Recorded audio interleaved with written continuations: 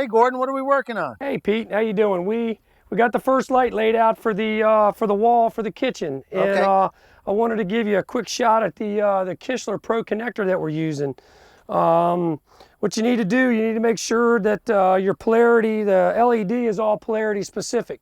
So we want to make sure that Whoa, wait a minute. This is the wire coming out of the fixture. Yep. Okay. So what does polarity specific mean? The wire is actually identified by the manufacturer. You've got one piece, one side of it that has lettering on it, and one side that doesn't. Okay. So we identify the side with lettering, and we try to be consistent throughout the project with it because the LED prefers polarity specific.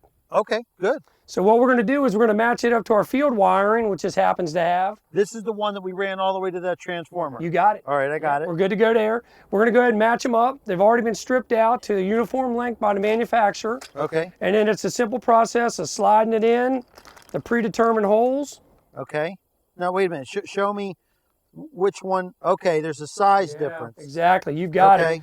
You've got your field wiring sizes, which are larger. Okay. And then the smaller aperture is for your fixture wire. Oh, and they're all filled with that, what's that, dielectric? Silicone. Yep, Silicone. dielectric silicone, yep. Okay. Yep. That seals it. Yeah, man, Rainproof, 100%. waterproof. You got it. Okay. So we're going to go ahead and insert one field wire into the proper hole, fixture wire into the second. We're going to grab the two of them and make sure we got a good firm installation.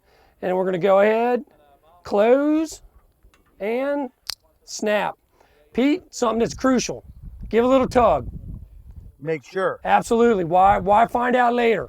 Okay. Now the polarity specific, let's go back to that. This has lettering on it as well. Correct. And this one has lettering on it too. So we want to always keep those two together. What's going to happen with this other wire? Okay, same deal. Now remember, each fixture, since we've got a field wire and a fixture wire, that's right, we're going to use two fixtures per two connectors. And these are the Pro Series connectors from Kichler. Absolutely. Okay. And they are the hot lick.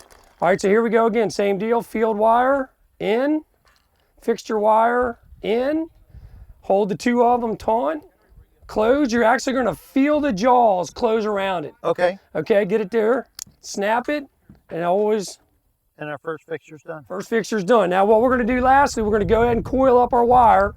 Because look, we want to make sure we secure our wire together, okay? There's quite a few different ways for us to support it in the back. Yeah, but why does it make a difference? It's just laying behind the wall. Well, we don't want it pulling on the fixture. Remember, it makes a field connection inside our fixture. Okay. We don't want the weight of this to be pulling on that. Okay. That's all. All right. That'll prevent maintenance. Good.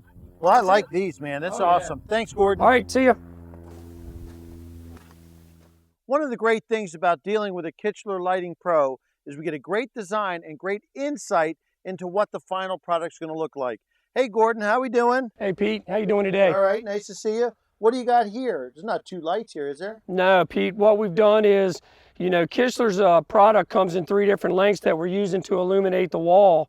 We want to make sure that we pick the right fixture for each application.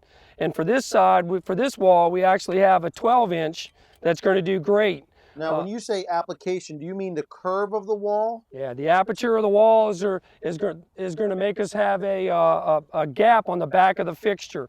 We want to make sure that we pick a fixture that's the right length, so we keep a uniform gap in the middle of it. If we do that, we'll get an awesome, clean presentation throughout the job. Okay, meaning if this were to stick out too far from a distance, like, you know, you're entering the backyard, what's the difference going to be? The footprint of light would look different on the stone wall and on the hardscape. So maybe brighter in one spot, you know, more washed in another spot, inconsistent. Exactly. We don't want that. So on our curved wall that we're going to have over there behind our fire pit, we're going to use the smaller fixtures? We're going to go with the 6-inch over there as opposed to the 12. By doing that, it's going to give us that same clean, uniform look that we want throughout the job. Okay, and I see that your wire is running right through the channels on my Mini Creator Plus. I like that.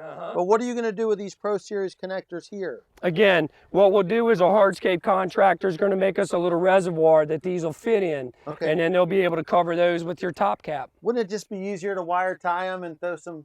No, we want reliability. We want a consistent product that's designed for this application. And this one right here, top shelf. Okay, now all we got to do is glue our cap down once you get these in and we're done? We're good to go. All right, are we going to do any preliminary testing of it or anything? Yeah. We're going to go ahead and get this wall prepped and put together, and then we're going to temporarily hook up a transformer to it. Okay. We want to check our field wiring, and we want to check the fixtures to make sure that we're ready for that top once cap. we glue that cap down, locked and loaded. We want to be done. All Thanks, right, Gordon. I Pete. appreciate it.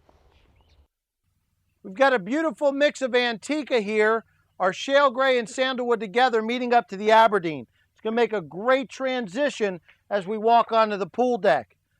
Oh, hey, Gordon, what are you doing? Hey, Pete, how's it going today? Nice to see you, man. Good to What's see this? you. We got the transformer over here. We're getting ready to go ahead and get it placed. The guys are pulling the home runs, and Wait. Home runs, what's that? The home runs go from the transformer out into the field to tie into the lighting layout that we've installed. You call them that because it's such a big distance? Yeah, and it's a straight shot from here out into the field. It's just a good way of labeling it. I've gone ahead and figured out I've got a couple of the runs that are a lot longer in length than the other two, total of 4. So wait a minute, that's going to mean that there's going to be some drop in voltage as we go along? Well, in a standard incandescent lighting system, yes, we're not going to have that problem with the LED, but we still keep that perspective in mind just because it's a good train of thought. Okay, it's just a best practice, let's say. Yeah, okay, absolutely. so how are you going to tie those home runs into that transformer? The transformer comes with knockouts in the bottom of it that we can that we use from the factory, and then what we'll do, the longer runs that we have, we're going to go ahead and use the higher taps for those.